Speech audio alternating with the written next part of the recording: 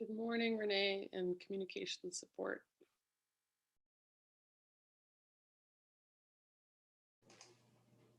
Good morning. How are you doing today? Good. How are you? Working on my coffee.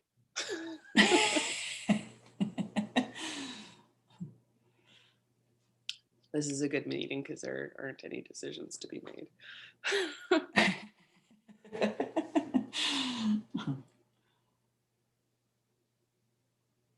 Hey, Percy.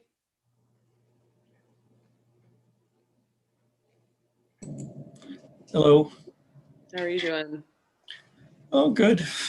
Yeah. Still interesting times. What's that? Still interesting times. It is, yeah. Yeah, I heard the press conference yesterday was a little bit something.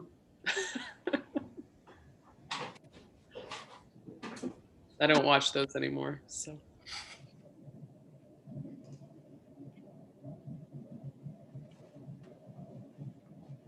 Thank you, communications. I'm okay with the world knowing I don't watch the press conferences. Hey, Diane. Morning. Morning.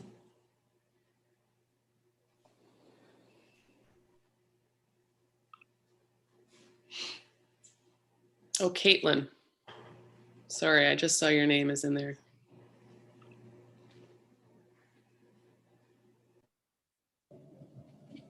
Percy, are you in the office?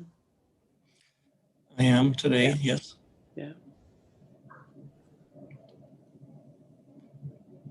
I've heard so many people say that they can't wait till we can all be back in offices and talking to people. Oh,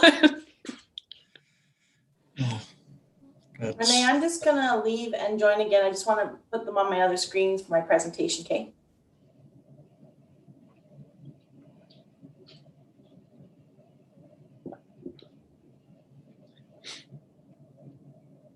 Hi, Aaron.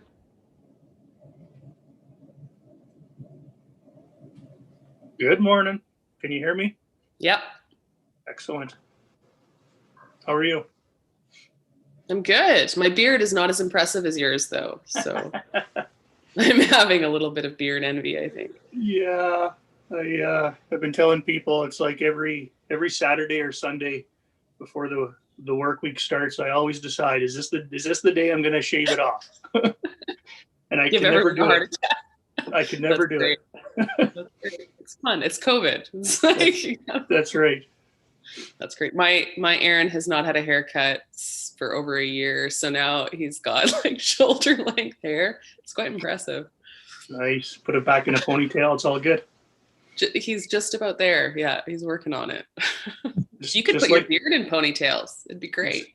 Getting close, just like the Vikings.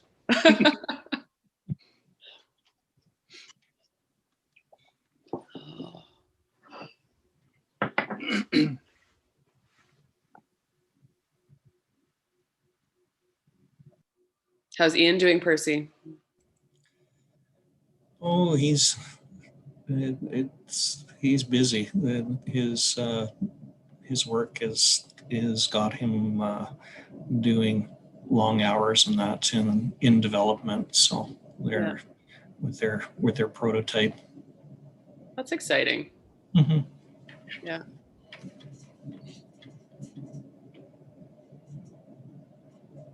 And he's warmer than us. Definitely.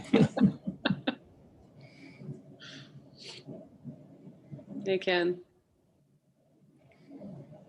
Good morning. Is it morning yet? Listen, it's morning. I've got a geriatric dog who can't climb up 8 stairs, and he needs to go outside quite often in the middle of the night, like a lot of old men, although we don't go outside. And I have to carry him up and down the stairs. So that's no fun. No. So I saw 1:30, 3:41, 5:15. So I'm tired. Peggy's tired. Yeah. Poor guy. My dog just recently started refusing to do stairs, but he can go out the back door and it's fine. So. Yeah. For some reason, my video is not coming on, Renee, so I'm going to log off and log back on. I'm not sure what's going on here. Hang on. Renee, I'm also You know- having trouble getting both my screens on. So both of them, so the Zoom meeting and my PowerPoint are both coming up on the same screen, and I can't get one to come off the other. Any suggestions? I had that problem, Diane, and I had to go to the settings, and then it says use dual screens. So I'm not sure. If you go to settings in your Zoom account, and it says use dual Zooms or Zoom settings. Sorry, I'm tired. It should tell you. I had that problem in another meeting. So you have to actually go in your Zoom app, and like the one that you installed on your desktop, and then go to your account. So yeah, I've never had an issue with Teams. It's been fine, but I did just get a new laptop a few days ago, and but I didn't have to reinstall Zoom. Let me try again. I'll try one more time. Because we're on Zoom now, and then right? Yes. Yeah, but I have everything. So when I open my PowerPoint, it comes on the same screen, and it won't allow me to use the other screen. Yeah, that sounds similar to the problem I had. I'm certainly not the tech on the call, but last time that happened, I had to go to my Zoom settings, go in, and then there's a duo, set your screens, and there's a duo screen. Okay, I'll try that. Renee, maybe what I'll do too is I'll send you the PowerPoint, and if I can't get it on dual screens, I'll have you share. Does that work as a backup? Okay, I'll send it to you right now. Thanks. I'll leave and try and fix my Zoom settings.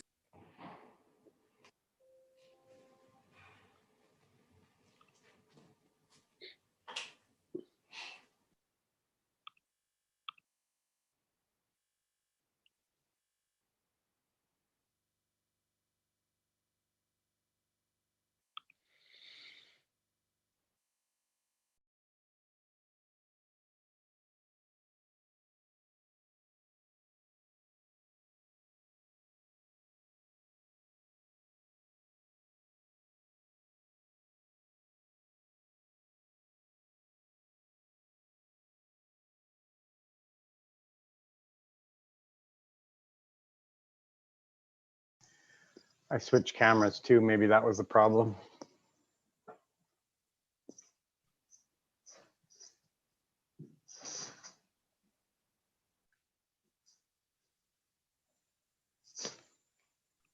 Ooh, Kevin, you look bundled up there in the parking lot.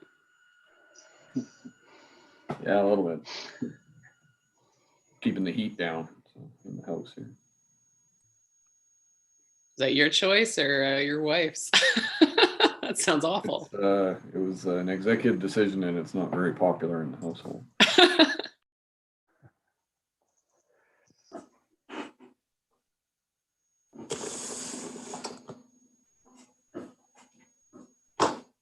So Renee, I couldn't get the dual screens to work, so if you can pull the PowerPoint, that'd be great.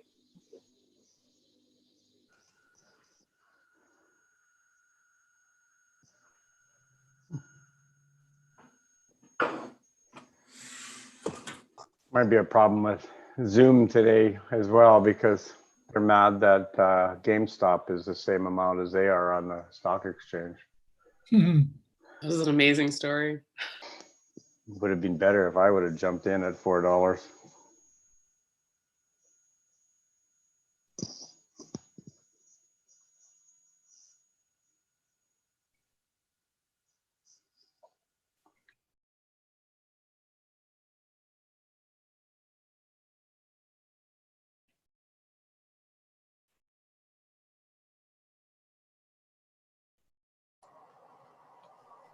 Ken, how do you like the new look?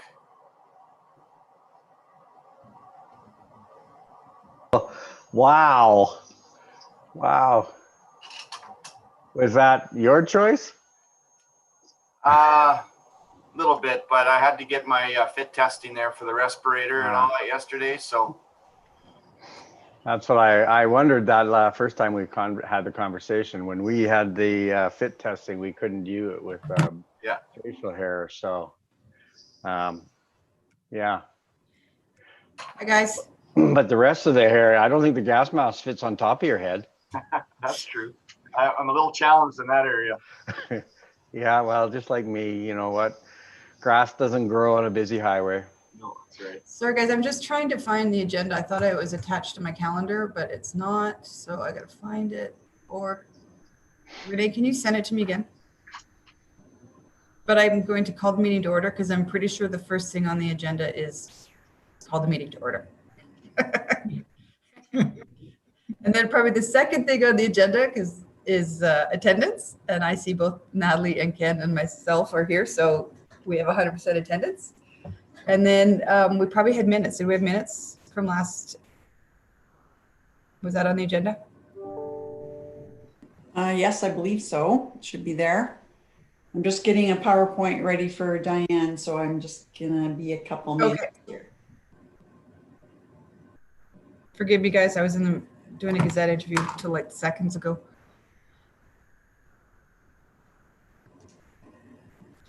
Did you send it to me? Nope. Oh, wait. Pressure. Okay.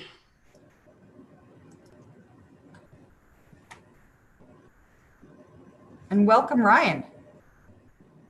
Did you meet everybody on the call? No, but I recognize most everybody from other meetings. Well, you know what? Why don't we do a little bit of a round table introduction? I know Ken's met you, but while we're waiting for me to get the agenda, sorry. Because Natalie just shook her head. Natalie, you want to introduce yourself?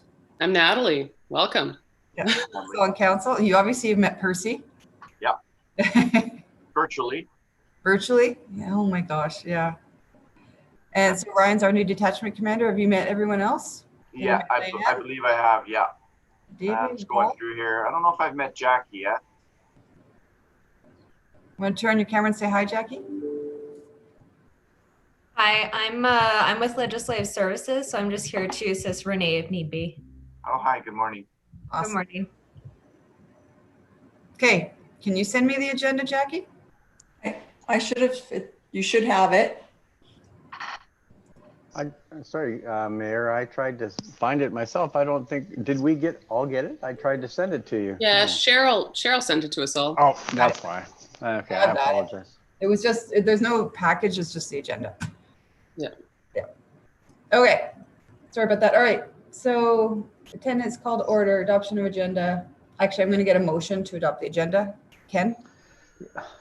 Yeah, I'll adopt the agenda of the Emergency Management Advisory Committee for January 29th. Thank you for that. All those in 2021. favor? Okay. All right, and then we did have minutes from November 24th. I don't have them, they weren't attached to this. Did you guys get the minutes? If you click on the link, it should open them. Yeah.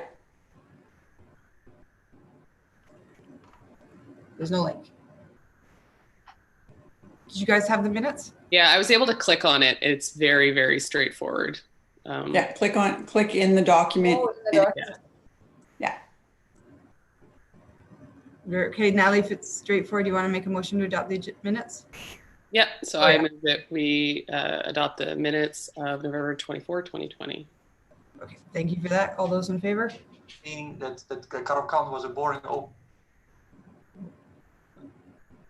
I don't know what that was, but we'll keep going. All right. Okay, Percy, man of the hour. We're here for an update. We haven't actually had one of these since it's been 2 months now, so I don't know how big your update is, but I do believe a lot has changed since November 24th. So I'll hand the floor over to you. You bet. I don't have a PowerPoint presentation. It's just a verbal presentation. But we'll get going with that. So we have information about COVID-19 that we've all seen, heard, and experienced largely over this unprecedented health emergency for most. And what is occurring has changed over time, but there's been a common thread of measures that health has recommended to assist in control of COVID-19. Those of physical distancing, hand washing, staying at home when sick, along with masking, reducing social contacts, and working from home. There's a lot of data out there on COVID, and based on yesterday's data, Globally, there's been more than 101 million confirmed cases and 2.1 million deaths attributed to COVID-19. Canada itself has had 766,103 cases with a total of 19,533 deaths. Provincially, there has been 122,821 total COVID cases, of which 8,041 remain active, along with 1,606 deaths. Alberta has the third highest rate of active cases per 100,000 population in the country, behind Manitoba and Saskatchewan, with a rate of 183.9 per 100,000. St. Albert itself has had 1,915 total cases of COVID, of which 129 remain active, and that turns into 185.4 cases per 100,000. And unfortunately, there have been 32 deaths related to COVID in St. Albert. Since March, outbreaks have been identified in long-term care, extended care, active treatment facility, childcare facilities, schools, and other facilities within the city. Statistics don't reflect the immeasurable impact from the loss of a loved one or having to live with, as a long hauler with post-COVID syndrome. These negative health outcomes illustrate why the province has implemented the public health measures. But there is good news in the data, as the numbers of active cases are trending downwards, provincially, regionally, and within St. Albert. This trend is reflective of the effort and selflessness and sacrifices of St. Albert residents and those of the province of Alberta to take the measures necessary to assist in controlling COVID-19. The challenge that remains is the healthcare system continues to have stretched capacity with high rates of hospitalization and ICU counts associated with COVID-19. Health and the province continue to remind us that now is not the time to change measures currently in place. Staying the course with measures such as physical distancing, hand washing, staying home when sick continues to be messaged by health as required to reduce the stress on the healthcare system.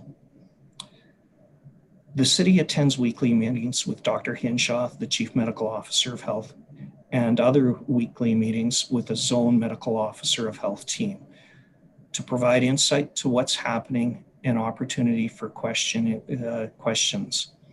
The information from these sessions assist in planning for options that could be chosen by the province and help frame the city's response to COVID-19. Health has indicated that they've been providing risk-based advice to our provincial decision makers. That identifies activities associated with business sectors and providing an assessment of the risk of opening those sectors and identifying the relaunch plan. In regards to orders, St. Albert is currently under the enhanced provincial measures, which include the gathering restrictions, masking for indoor public spaces, mandatory physical distancing, business restrictions, work from home requirements, group physical activities, group indoor performance restrictions, just to name a few. The current provincial health enhanced measures came into effect November 24th, 2020. Prior to that, there were enhanced measures in effect for the Edmonton zone, of which St. Albert's a part of, which started on November 13. And prior to that, voluntary measures were established for the Edmonton zone October 6, which also affected us. So we've been under some of these orders and enhanced measures, whether voluntary or mandatory, for quite a while. The orders themselves are legal documents that need to be carefully read to understand the changes put in place upon implementation of measures. These orders have historically shown up on the day of restrictions implementation. So no time for a great deal of advanced planning on those part. There were 44 Chief Medical Officer of Health orders in 2020 and one so far this year. The vaccination program of the province is underway. The province has made that as a three-phase approach for delivery of vaccines. The province has stated and continues to state the priorities for those vaccines are the individuals at high risk and those who care for those individuals of high risk. Currently, there have been 102,524 doses of the vaccine delivered. The provincial vaccination program is under pressure, as we're all aware, because of a disruption in the supply chain. The Pfizer-BioNTech vaccine delivery has been suspended or interrupted by a factory retooling. Vaccine delivery to the province is expected to be delayed several weeks, with supply and distribution coming back to expected numbers around the end of March. The province has identified that supply chain will be the largest determining factor, determining time frame and prioritization and for the delivery of vaccines.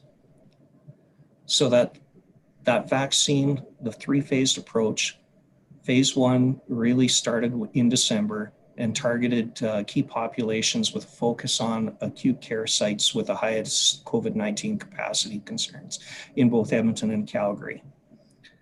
It's also got a number of subphases. Subphase 1A, which started in January and targeted immunization of key populations of long-term care residents and healthcare workers associated. Phase 1B was expected to commence in February 2021, so this next month. But the time frame will be subject to change depending on that vaccine supply.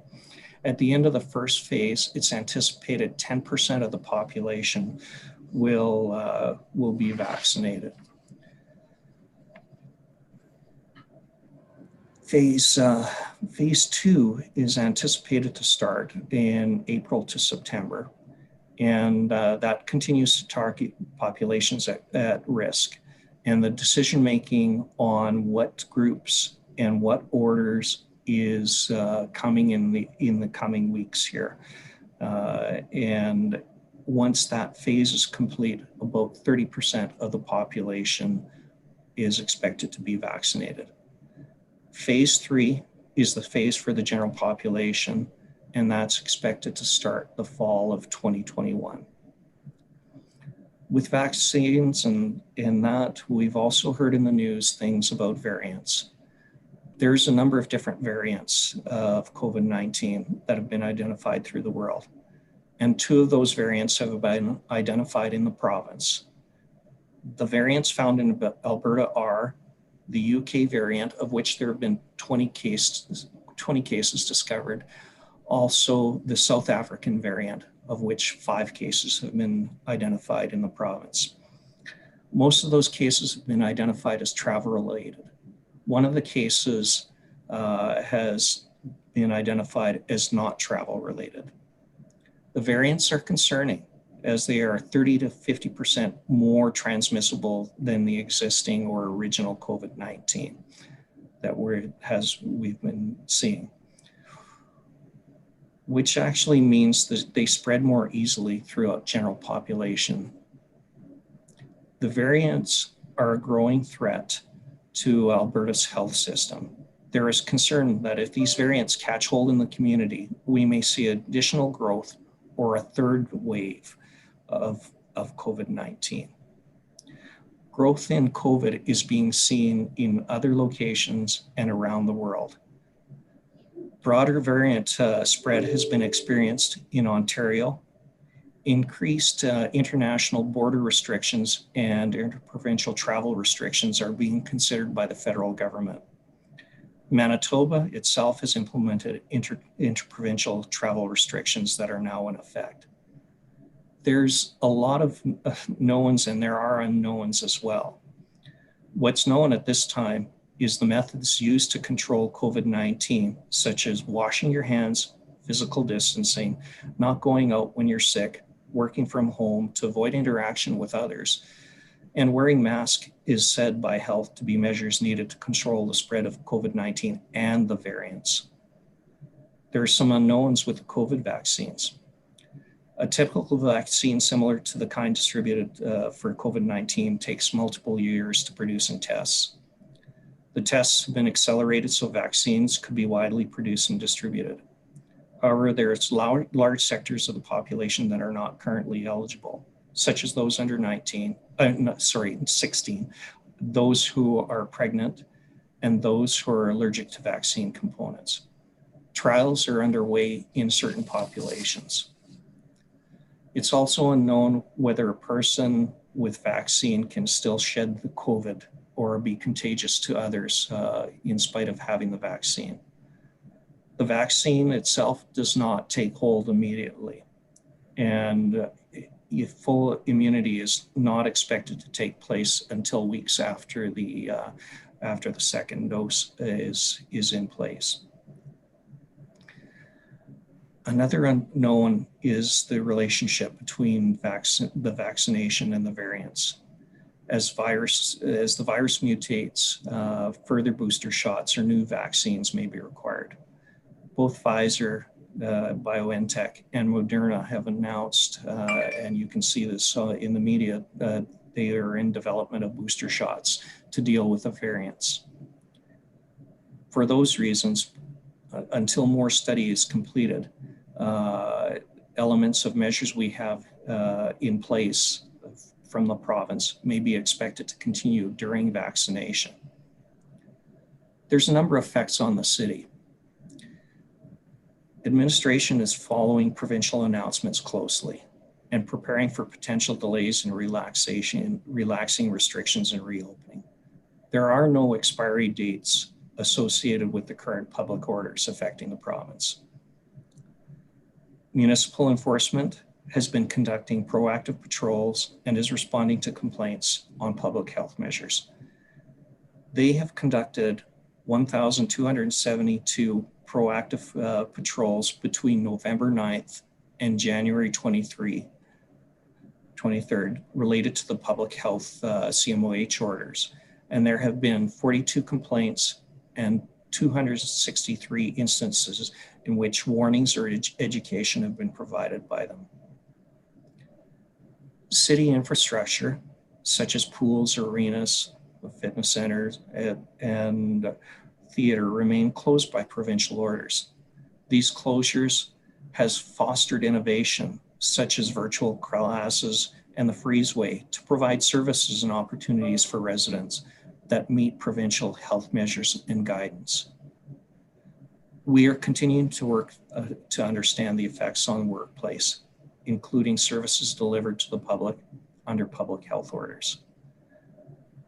This includes planning for opportunities to work with the province on vaccinations where possible. Thank you for your time.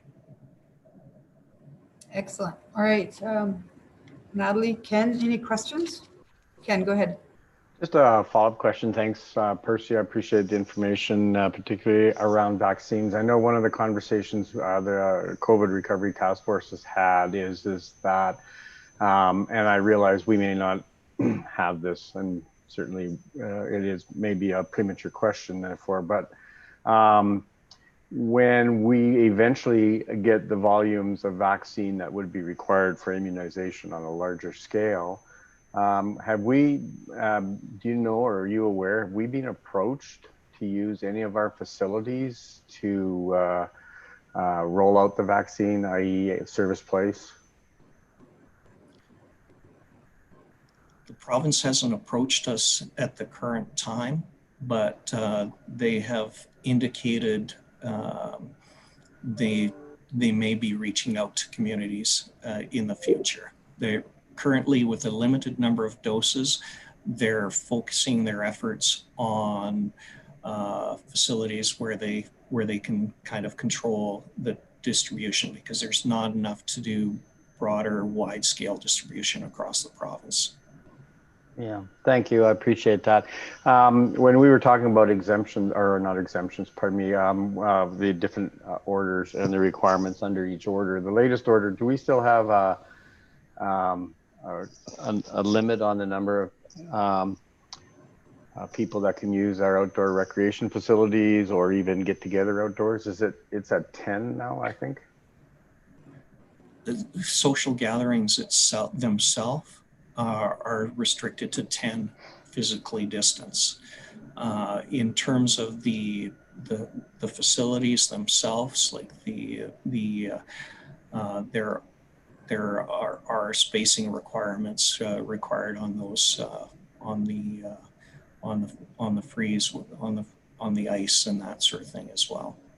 All right. How is that going? And maybe I'll look towards Aaron or Ryan if you have any stats. Do we know how we're doing on the outdoor or the compliance in relation to any of these orders?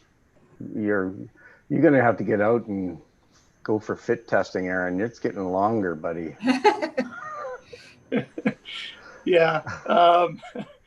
So as far as compliance goes, you know, I look at the daily reports that the officers are providing, and it's pretty rare to actually see that they're reporting a compliance issue. So I think we're seeing lots of compliance, I guess, with the rinks, and when the officers are attending, they're not seeing very many concerns at all right now. That doesn't mean it's not happening, I guess. You know, when we talk about enforcement and proactive patrols, the type of patrols that are happening are very, you know, we have officers in uniform and they're very visible patrols. You know, it wouldn't be unheard of that when officers are not around or as they're approaching a certain rink, you know, someone's playing hockey and then they stop when they see the officers as they're approaching. So, you know, it's not uncommon in the enforcement world to see something like that. But I think generally speaking, you know, very few violations being reported. All right, thanks. Awesome. Go ahead, Natalie. Yeah, I guess just a follow-up question to that, probably to Aaron. Are we seeing any of the protests from businesses that other communities are dealing with? I know there have been some stop work orders and things like that. Nothing to date that I've heard of. There was one that I think, you know, made local media that you guys might be aware of, and it was more of a protest that some vehicles were driving around with some signs near the Costco. Beyond that, I haven't heard of any other businesses that are staying open in defiance of the orders in our community. So nothing on that front. Okay, thank you. That's all I have. There was a mayor that went for lunch. With two reeves. Yes, with two reeves to protest the closures. Like, not something elected officials should be doing, is promoting breaking the law. But I have no questions. I think my question was about vaccinations. That was a good one. I do understand from talking to Kevin that, Percy, when and if the province does reach out for assistance, we're ready, right? We've had some initial conversations of where and how and logistically how we could help. Yeah. And we've had at least one pharmacy that I know of that has reached out to offer their assistance. So thank you for keeping, you know, kind of a bank of those offers. That's awesome. And that's all the questions I had. I mean, I think in the last 2 months, it's been still so much in the news that not a lot of questions. It is nice. And thank you, Percy, for getting Dr. Sequoia back to come and talk to council. That's going to happen on Monday. So that will be another good advantage. I was talking to Councillor Andrew Knack from Edmonton yesterday, and he said they had not anyone from HS or anyone from Alberta Health Services or Alberta Health, neither. They had just some emergency room doctors come and talk to their council and give them the flat out reality of what it's like to be working in the hospital. Is that something that maybe we could arrange here in St. Albert? I don't know if we have any emergency doctors that we know of that would be willing to share their experiences, but I think when you hear that kind of storytelling face to face, it's impactful. Yeah, we can see what is possible. A lot would be on their willingness to speak and that. Maybe your counterpart in Edmonton would be able to tell you how they did that. Sounded good. All right, that's all I have. Next on our agenda is 6, culture and recreation. 6.1 specifically is recreation facilities. So I'm assuming that's Diane. Good morning. Yes, I'm here today to provide an update on agenda item 6.1, recreation facility closures, 6.2, outdoor programming, and 6.3, recreation programming. I do have a PowerPoint for all three. I was going to try and blend it into a presentation together, and then happy to answer any questions at the end. Okay.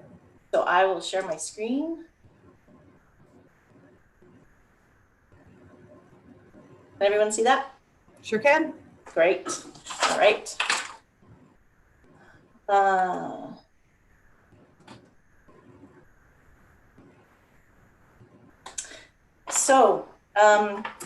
Happy to share with you some exciting news. We know as with the pandemic has resulted in an increased use in outdoor recreation activities, seeing a strong utilization in skating rinks, toboggan hills, and trails. So we have had some new and exciting outdoor winter activities that have been added this year, including our freezeway at Lions Park, as well as a partnership opportunity with Sturgeon County, City of St. Albert, and the St. Albert Ski Club, who have tracked 9 kilometers of new trail along the Sturgeon River. And we've noticed since the freezeway has been put in at Lions Park, we have seen significant increase in utilization there, about 3-fold to what we saw prior to the freezeway being there. So this year, we've also redeployed staff to take stats at some of our outdoor recreation sites. We've utilized a new app technology so that data is updated live and can be used to monitor and understand public utilization patterns of outdoor recreation sites. This data provides us with a snapshot in time of the community's utilization. We were able to have outdoor rinks ready this year earlier than usual on November 25th. And so we began taking stats on November 25th. What we have seen to date is over 30,000 users. So this number is not inclusive of all use in our parks and our rec facilities. It's just the times of day when staff are out on site and can track the use. So through this data collection, we were able to identify some trends and most popular activities and locations. So with our 13 outdoor boarded rinks and our 15 social ice surfaces, skating, of course, is our most popular activity. Actually, what was interesting with LaRose Park being our most popular outdoor rink site, and because we haven't gathered stats in the past, we didn't know which of our sites were the most popular. And so this trending information has been really helpful to understand where people, where the highest uses are and through our outdoor rinks. We also know with Lacombe Lake Park opening the skating surface on December 31st, it is overall our most popular skating site and of course our largest.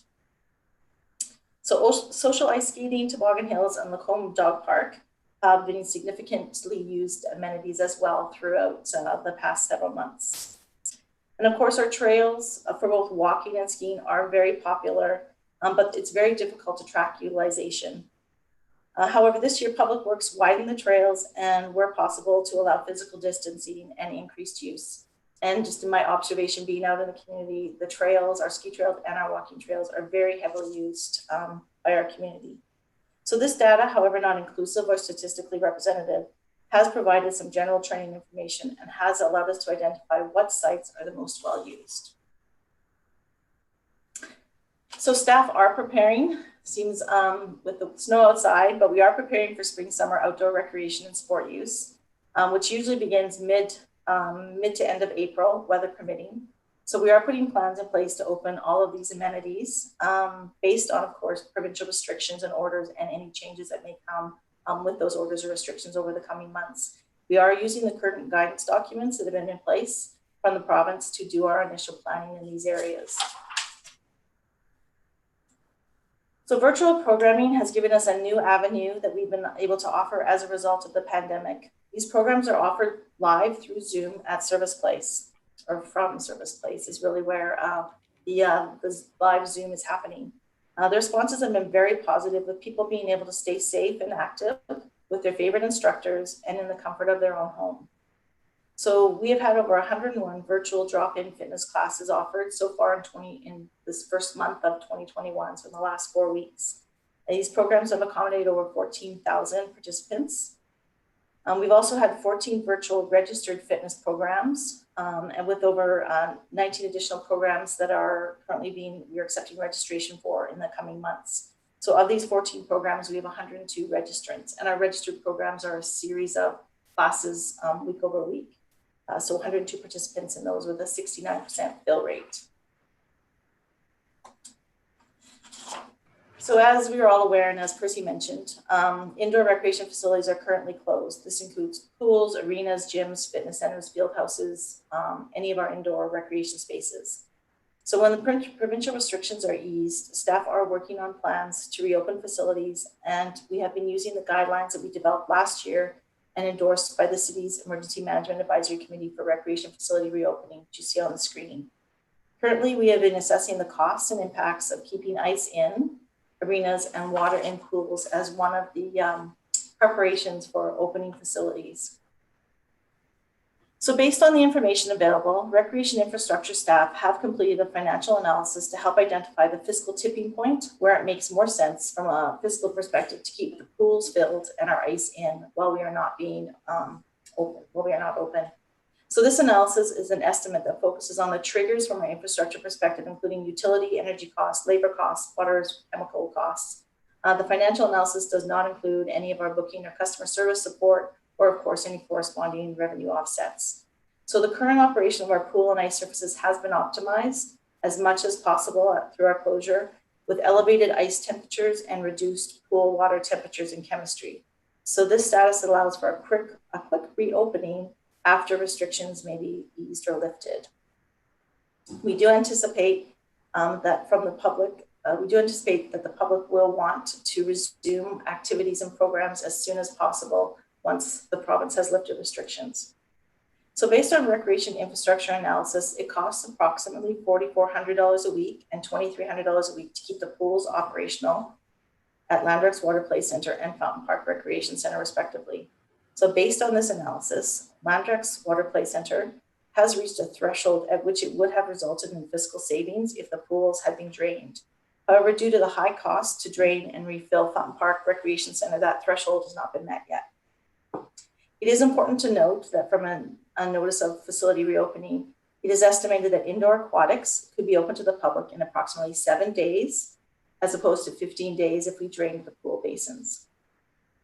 So when we look at ice, so based on our analysis, it costs approximately $9,600 a week to keep the ice in our 3 indoor arenas at Service Place. Ice removal and subsequent reinstallation would take approximately 7 days to remove and 14 days to reinstall. So based on our analysis, Service Place indoor arenas have reached the threshold at which it would result in a fiscal savings if the ice was removed. However, if the ice is removed, if the ice remains, and if restrictions are lifted, we could have ice available to the public within 5 to 7 days. So there are also many other factors to consider when making decisions about removing ice or draining pools. So the following are some assumptions around decision-making in regard to our aquatic facilities. So from an administrative perspective, we are looking at priority is to have water remain in Fountain Park Rec Center to enable a timely opening of the facility when provincial restrictions lift. If there is a confirmed date from the province and the closure continues for many months, there may be merit to draining the pool. So if closures are still in effect April 1st, consideration could be assessed on the timing of the Landrex Water Play Center extended shutdown. And once restrictions are eased and Fountain Park can operate, the facility could operate without a maintenance shutdown through 2021, which would provide a consistent service to our community. Woodlands Water Play Park and Grosvenor Pool could be opened on schedule, pending decisions from the province by April 1st is the date that we would look to start to plan for those. It will be important to know that what other municipalities and local sport organizations are planning before we drain pools. And it should be noted that our costs associated with opening aquatic facilities has not been included in our presentation today. So in consultation with our local sport organizations, which we are in communication with regularly, it is anticipated that if restrictions are lifted soon, these groups will want to operate programs for the rest of the season. However, if restrictions extend further to mid to late February, the window to finish their season may be too limited and programs may be canceled or reduced or rescheduled. What we understand is Hockey Alberta has announced that they will be making decisions or announcements around February 1st. And we believe Ringette is looking towards a mid-February date to make some decisions about their sport moving forward. So the following are some assumptions around our arena operation. So if our ice sport partners cancel their season in early February, ice could be removed based on need. If cohort or public bookings are permitted, ice availability could align to this demand, as ice rental provides significant revenue to our facility. If return to play for indoor sport is permitted, for dry floor users like lacrosse, ball hockey, we will consider for their prime season. And if ice use extends into the dry sports season, we'd look to try and balance the needs and uses around all of our arenas and all of our dry floor surfaces. If provincial restrictions extend for several months and work on our ice plans at Troy Murray and Mark Messier Arena could be advanced sooner. And if the cancellation of large events and tournaments happen, which most likely will be, this will allow us increased ability and flexibility in our allocation of our spaces. So analysis has not been included today on the cost of the operation of Iginla Kinex Arena, but has been factored into our planning. So in consultation with other municipalities, currently what we know is that they all are retaining their ice and water at this point in time. Most are looking for a mid-February date to reassess in anticipation of any provincial announcements on updates about current closures or gradual reentries, and at that point determining what's happening with the sport community and their programs as well. This might be a little hard to see, but I tried to give a bit of a representation of a bit of a planning chart. So this chart represents the aquatic and arena amenities and gives an example of potential decision dates. So it is, and I can share the PowerPoint after if you want to see it closer, but it speaks to our arenas and our aquatic facilities. So some of the decision points could be early to mid-February, sport partners could be making decisions about their programs, which may be good timing for us to make decisions about leaving our ice in or not. Landworks Water Play Center is scheduled for an extended shutdown, May 27th to late August. So if by mid-March the province has announced an easing of restrictions or not, consideration could be assessed on the timing of our extended shutdown and whether or not there was an ability to shift that forward by a few weeks. In early April, decisions will need to be made on whether or not to begin preparations for opening Grosvenor Outdoor Pool and Water Play Park. And by mid-April, decisions around our spring-summer ice season and planned ice maintenance should be made. So in summary, depending on the timing of provincial announcements to ease restrictions, sport partner return to play, community demand, and operational analysis, there are various scenarios to consider regarding recreation service delivery and facility availability. So that's the high-level overview of what's happening in recreation, indoor and outdoor in our facilities, and I'm happy to answer any questions.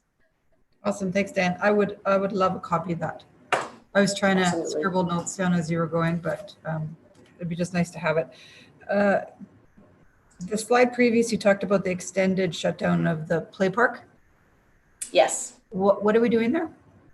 It's service place is 15 years old, and so we are doing a lot of work. We are doing some roof work. We are replacing all the salt cells, so big filtration system. We are doing painting. We are doing sauna repair. We're doing some tile work. We're doing a full refurbish there. It's a 3-month project. We're working in conjunction with CPO on. All funded from Life Cycle? Correct. Yes. Life Cycle and the ISIP grant has helped to fund it as well this year. Would you like me to stop sharing my screen? Yeah, that's fine. Honestly, that's good news that our asset management works for that. So you would plan that from May to August, you said?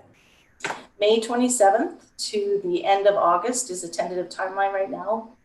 Okay, and that was because, I assume because it was summer and you assume people would be outside? Right, so this project has been in the works for a couple of years for the planning of it. So in a normal year, that would have been the best time to do it because we have the outdoor facilities.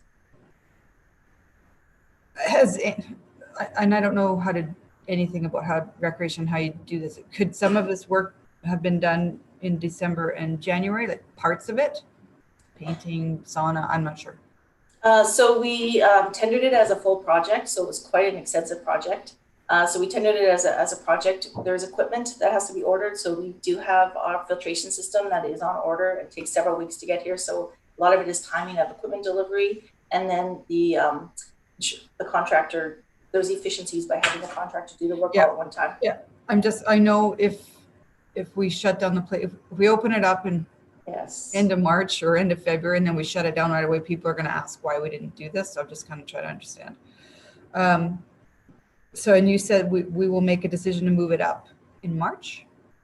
So in March, when we know a bit more about restrictions and what might be happening, we can, again, open within 7 days. So we could have the Landworks Play Center open for a few months before we have to shut it again, which could be advantageous. If we see this as a long closure, there may be some possibility to move up the shutdown by a few weeks. We're just right now working with the CPO office and the contractor on some timing. So best case scenario, 2, maybe 4 weeks. But again, it's all lined up with equipment and everything else. And I really was interested in the slides that talked about the operating costs per week and then their tipping points. So for example, you said indoor arenas was $9,600 just to keep the ice on. And so you figured that 6 weeks non-operations was the tipping point, and we passed that tipping point then. Correct. And we have I don't see an end in sight. So why are we not taking the ice off? Well, we could, and that's a decision point for sure. However, again, it would take 14 days to bring the ice back on if restrictions were lifted and we were going to bring programs back to the ice surfaces. Right. Yeah. And again, there is a cost to taking it out and putting it back in. But I'm assuming that 6 weeks tipping point has considered right. The ongoing operations of it on versus the reinstallation of it. The tipping point is just the number of weeks that accumulate to where it would balance out to the amount of money that it would take to take the ice out and put the ice back in. Right. Okay. So it's all in there. Yeah. Yeah. And you said even if we find out today that it could open, it would still take 7 days before we would really be able to open. I assume that's mostly because of staffing. Yes, 5 to 7 days staffing. So we have to recall staff. We do need to do a little bit of work on the ice. We have changed the temperature, so we need to make sure that we got the ice ready to go, and then doing the bookings, confirming bookings, and bringing everyone back. Yeah. So if we were to take the ice off today, and then we were to find out tomorrow that we could actually have skating, then we would be 14 days. Potentially, and because again, we could take ice off one surface or all 3. So there's different timing based on how many ice surfaces we want to keep ice in or not. It just seems like it's only about a 7 days difference, either a week delayed if we find out tomorrow or 14 days if we find out tomorrow. But this $9,600 a week is a significant. Yes, however, again, like I did say with ice, there is a significant, like we are fully booked. So we've only been canceling bookings 1 week at a time. And so everyone's anticipated that if we can, if they ease restrictions and we can get back on the ice, there's full bookings. And so there's significant revenue that offsets the expenses on the arena side if we can. Maybe this is a question for Kevin. I know you're doing CAO calls with Alberta Health and Dr. Hinshaw, like weekly? And Percy, are you part of those as well? Yes. Yeah.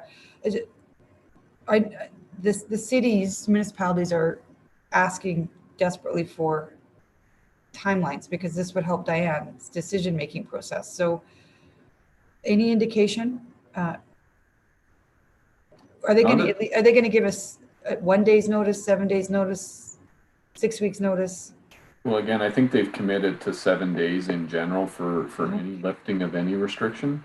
But as Diane mentioned earlier, like, I mean, we had a regional CAO call this morning, and as Diane mentioned, everybody's got their ice in.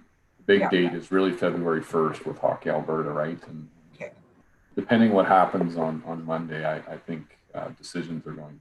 We'll be making decisions accordingly on Monday. Expect the rest of the region as well.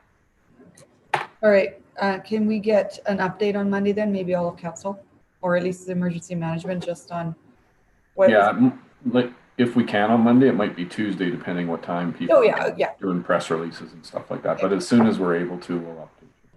Even an internal memo to let us know. Excuse me, need water. If Diane's taking the ice off or not. Yeah, you bet. Okay. All right. Ken and Jack, or Natalie. Go ahead, Natalie. Thank you. I guess I'm glad that we're going to be making some decisions next week, because I haven't seen any indication that these restrictions are going to be lifted in the next couple of months. Just that's what I've seen. In terms of the pool at Service Place, are even if restrictions were lifted,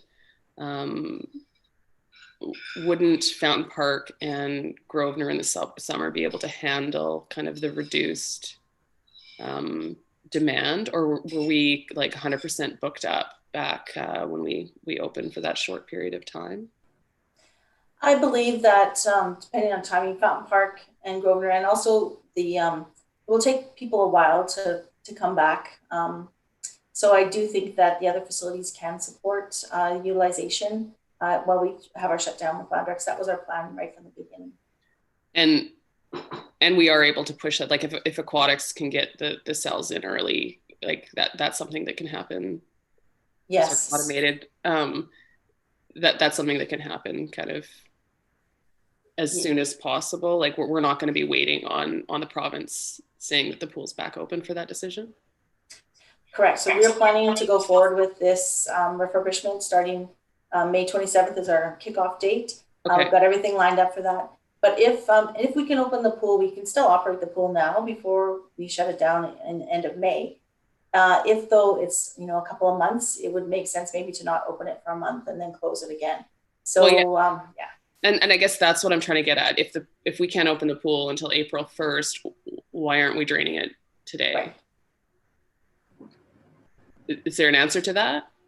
Well, I would say again, we'll hear from the province. I think we need early February to get some indication. I do think though, if we can open them, what we've heard the province say is that they open, it'll be a gradual opening where they'll go with the individual, the cohort booking, as opposed to sport groups potentially. So if we could open in the next even beginning of March, having the pool open for 3 months would be good. But if it pushes into April, so sorry. Oh, I was able to hear. Was she breaking up? Okay, maybe No. it's just me. Okay. So I guess my concern is just that if maybe just repeat that last little bit.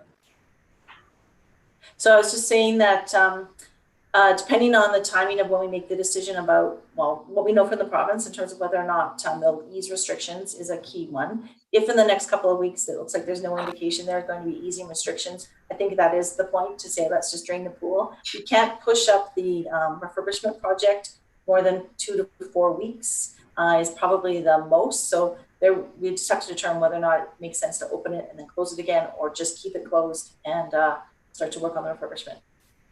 So I guess my question is, if Fountain Park can handle the demand, why would we open both pools? Well, part of it is the if we can open Service Place and we can open, it's the membership component. So the members having access to the pool, their fitness and the other amenities, there is some financial advantage to that. Okay. Thank you. That's all I have. Okay. Oh, Carrie, you want to jump in? Thank you. The other thing we could possibly look at as well, Dan alluded to this, is we could look at, next week draining one of the pools and taking out ice out of a couple of the arenas and kind of going with a minimum service moving forward. At least that if something changes within the next couple of weeks, we do have something available for broader user groups in the public. But we have to kind of look at that impact of the modeling as well. That could be something we could look at as well. Okay. All right, Ken, questions? You're good? No, Natalie asked my questions and you asked my question in relation to, I think, getting on top of expectations in relation to if we do eventually have to close down Landrex, then what is that? Why, we're going to get the kickback. Like, why didn't we do that during the shutdown? And so I think you asked that question. So that was it. Okay. This is a recreation question, but I don't think it's really for you, Diane. It might be for Kevin. We are allowing the driveway fire pits. Gary's nodding. One of you want to? Yes, we are. Yeah. So is it a pilot? I didn't actually get a press release. Ken sent me a text to say it's on Twitter. So what's the program just for the public? Yeah. Carrie has all. Carrie, go ahead. Yeah. Yeah, so they're working on the media thing right now. The decision was just made, so we'll get that out this afternoon. It's on our website. Yeah. Yeah. So I know that they're putting together the media inquiries and everything like that. Okay, so it's just Saturdays? Just Saturdays, yes. Just Saturdays, and starting this Saturday. Correct. Keep your gatherings to 10, which is the provincial guidelines, and this is for 3 months that we're doing? Yes. Versus nothing. Well, thank you for that. I know I've kind of been poking Kevin. It was so successful, and I think residents will like that. Yeah. Awesome. So not really for you, Diane, but it is recreation. All right, I think we've covered off 6.1, 6.2, and 6.3. Is that right? Kathy, can I just interrupt? I mean, so we were reading something off of Facebook. So the Facebook is keep your connections under 10. Yep. Okay, good. Because yeah, it was just a little bit less clear in relation to the tweet, and that makes sense from the number of characters you can use. It just as long as there's some clarification, because there was a little bit of information lacking on the tweet. So I appreciate that. It's on our website too with the full kind of guidelines. Yeah, no, fair enough. As long as there's some awareness. All right, 6.4 I think falls under Paul. Culture program update. You Thanks bet. Thank for joining you. us. Thank you, Madam Mayor, and thank you everyone on the committee. I do have a verbal update for you. I don't have a beautiful fancy PowerPoint like Diane, but I do have some good news to share. So as we know, we are doing virtual programming. We're not anticipating any in-person programming or performances or activities happening in the next few months. So we are pushing ahead with virtual programming, and the communications about some fun Family Day virtual programming it should be going out, if not today, then first thing on Monday.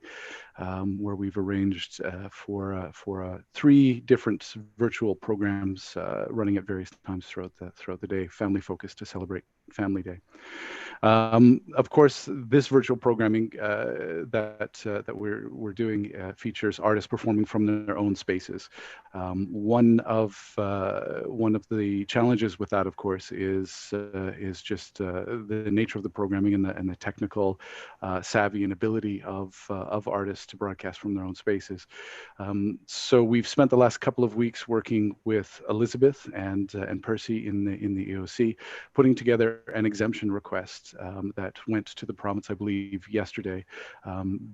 What we're asking for is an exemption to allow us to stream programming from the Arden stage. We spent part of the shutdown procuring some new technology, and our staff, our tech staff, have been madly training on how to use this new tech to do streaming from the stage. They've also, of course, been helping out in streaming things like council meetings and this meeting. I think we've got Caitlin on today, who's helping out with the streaming on this. We are also aware of at least 1, if not 2, other performing arts venues in the province that have received an exemption from the province to stream from the stage, and so we're quite hopeful that we will be able to do that. That's going to really open up our programming possibilities quite a bit in the near term, and allow us to both present more artists and bring in a bit more revenue. As you are probably aware, the carrying costs for the Arden Theatre are vastly smaller than, say, the carrying costs for Service Place or other facilities.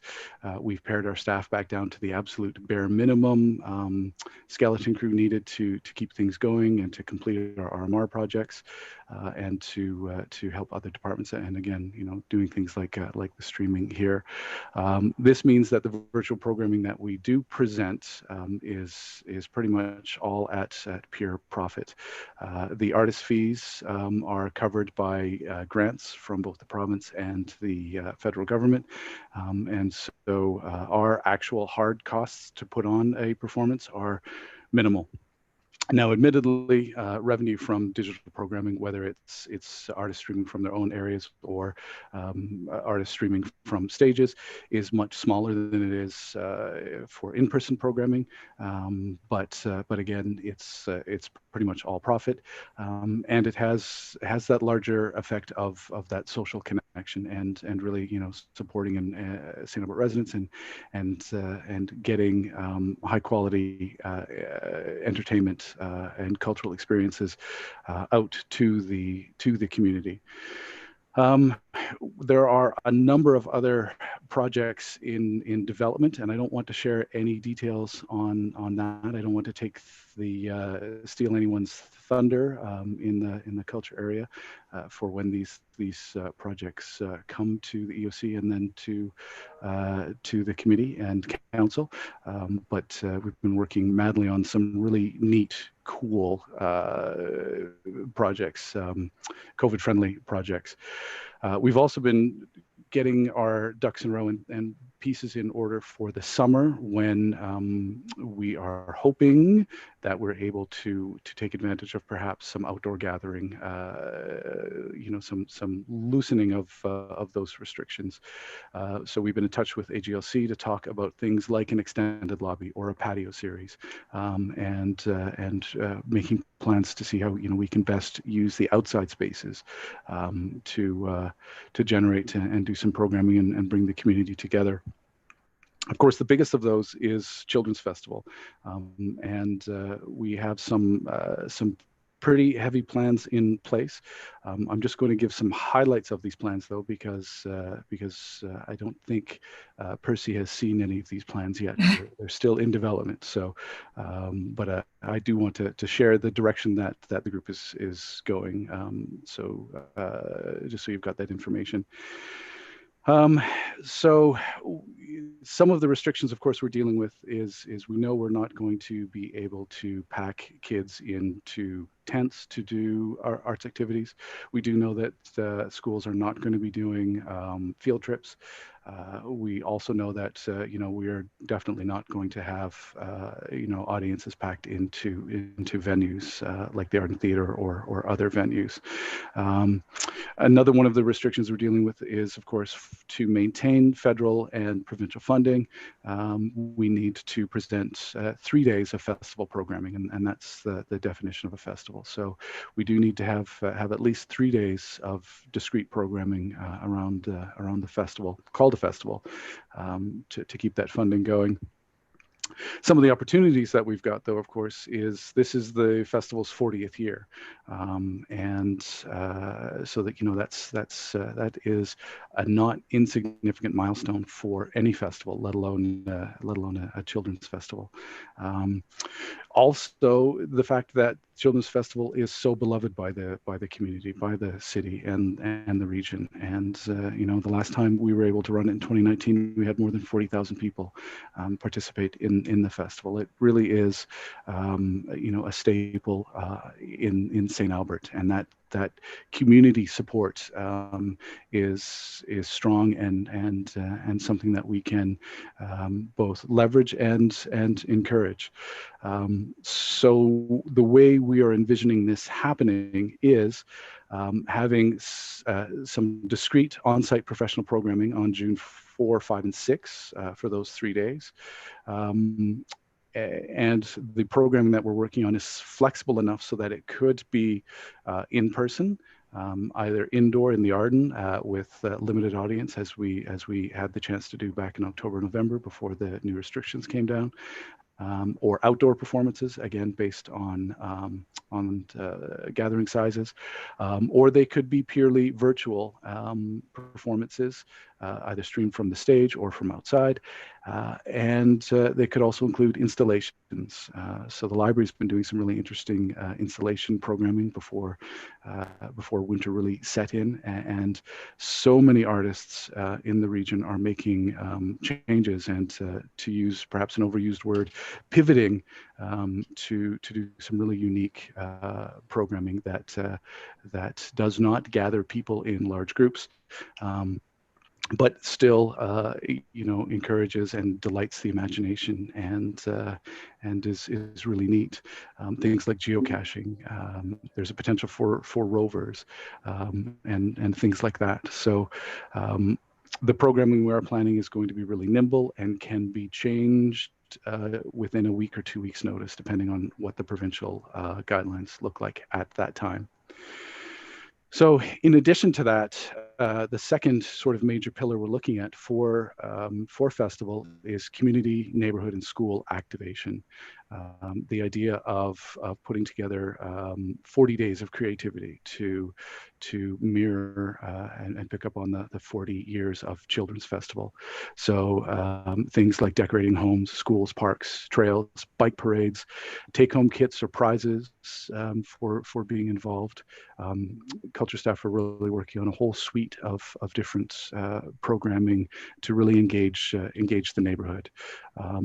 And we have, a lot of examples of what other jurisdictions are doing, other communities are doing across the country, as well as some incredibly creative people, both on our staff and in the community. So we're really excited about some of the opportunities that this is able that we're able to present. We've also reached out and we've had initial conversations with Trevor Dooley on the Recovery Task Force side of things, because this approach we really see, supporting some of the key themes and strategies that the Recovery Task Force has been talking about. We've also had a sort of a brief initial reach out to economic development, because that feeds into our third kind of strategy for Children's Festival, which is community organization and business support, and the idea of complementary programming or window displays or fundraising events, and getting the business community, I think, more involved and engaged with Children's Festival is something that we had started talking about and started having conversations about before COVID, and with COVID, I think it's an even greater opportunity for us to really make some of these changes and bring the community together as a whole to celebrate creativity and to provide those high quality arts experiences for families and for children, and to really celebrate St. Albert as a community through festival. So we're throwing all of our resources behind that.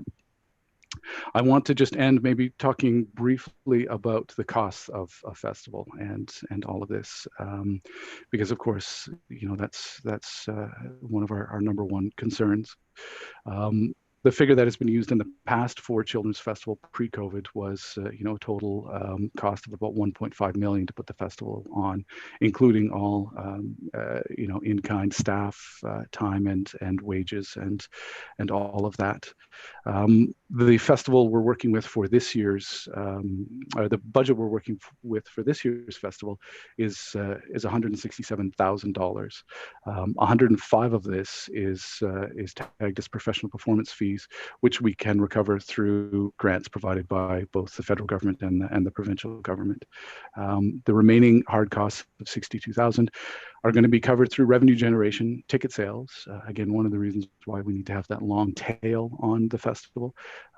3 days of reduced programming and the programming we're looking at is not a lot of time to generate a lot of revenue.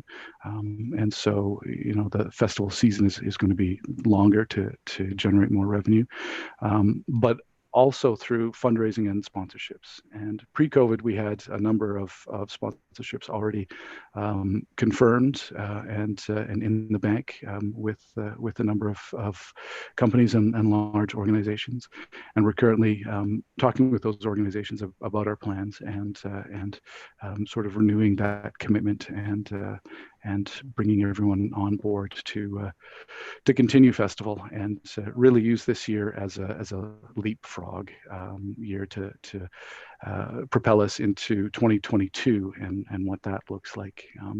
I think there are a lot of lessons we can learn from this year and a lot of benefits to some of the changes we've had to make that are going to be long lasting, and I think really have a great benefit for the community in the long term. This is going to make us stronger, and I'm really excited by what the team is doing and what the future holds. Awesome. I know it can't be easy, Paul. It's hard. I have tickets to the one-man Star Wars show. When's that happening? As soon as humanly possible. I know. I can't wait. It'll be fun. All right. Questions from Councilor. Go ahead, Ken. Yeah, great. Thanks, Paul. I appreciate the update. And you sounded uplifting, actually. I mean, you turned a real bad kind of situation into something that you said an opportunity. What got my interest a little bit was the outdoor activities and something you're looking at using outdoor spaces. I know we have, the space, I guess, designated as a Millennial Park and all that. Can that be converted into an outdoor kind of an amphitheater or a stage or something like that, where we can do some socially distanced performance? I know it has been used in the past. I know there are some limitations and some problems with power and things like that, but is that on the table potentially? That is absolutely on the table. So we're looking at all options, from extending the lobby on the plaza out front of the Arden for when we're able to have people back in the Arden, to again potentially doing a patio series, perhaps behind St. Albert Place, along the river there, or over in one of the parks that we have used for outdoor programming in the past. AGLC has been really positive about the use of that space for things like our liquor license and whatnot. A lot of it is going to depend on the provincial guidelines and restrictions, but we're able to pivot relatively quickly, and we've got such a talented group of technical staff who have many years experience in activating all different parts of the city, that I'm really confident we can put on some good stuff, provided we province allows us and the creek don't rise, as they say. Well, for the kayakers, I hope the creek rises in the summer. I hope we get water again. Anyways, thank you, Mayor. Did you see Councillor John Zadok has asked Edmonton staff to investigate designated certain parks for alcohol consumption? Yeah. Yeah, I mean, they do already have one park designated down by the Valley Zoo. It has designated areas where you can consume alcohol along with food. There you go. And that's good. Thanks. Natalie, you have any questions? Okay, that's a good comment about the parks, Ken. We haven't had that discussion in a while. All right, I'm going to wrap up because I am now 8 minutes late for another meeting. Is there anything else we need to talk about? And Percy, any thoughts about scheduling another emergency management, or just ad hoc whenever need be? I'm thinking ad hoc, unless you'd like a regular update. No. I mean, I think this, for the most part, is very much communication to the public too, what we're doing, and explaining to them our thought processes on ice and pools and fire pits and culture and stuff. So thank you for your time today. It's 10:09. If there's anything further from members of this committee, then sure. Yeah, only just, Percy, I'm sure you're looking. I mean, I see the federal government came down hard on travel. So yeah, I'll go read that now. Lots of travel restrictions. Thanks, guys. Okay. Right. See you.